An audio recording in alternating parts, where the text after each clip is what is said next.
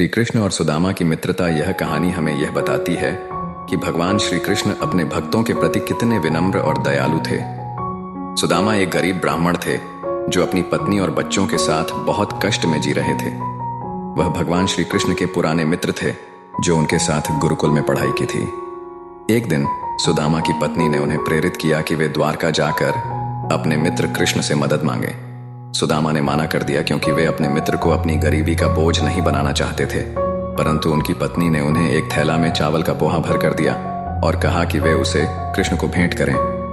सुदामा ने अपनी पत्नी की बात मानी और द्वारका की ओर निकल पड़े। जब सुदामा द्वारका पहुंचे तो उन्हें देखकर भगवान श्री कृष्ण ने उन्हें बड़े प्यार से गले लगाया और उन्हें अपने महल में ले गए।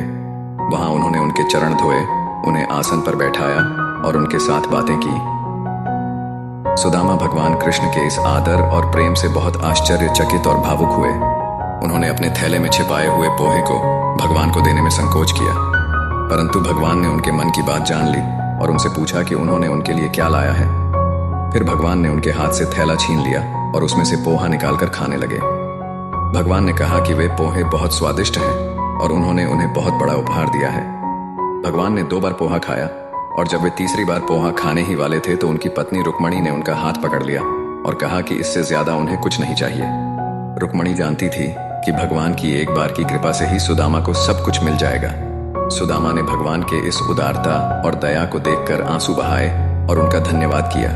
उन्होंने भगवान से कुछ नहीं मांगा क्योंकि वे उनके दर्शन से ही संतुष्ट थे। फिर वे अपने घर वापस जाने के लिए उठे और भगवान ने उन्हें विदा किया। जब सुदामा अपने घर पहुंचे तो उन्हें एक चमत्कार देखने को मिला।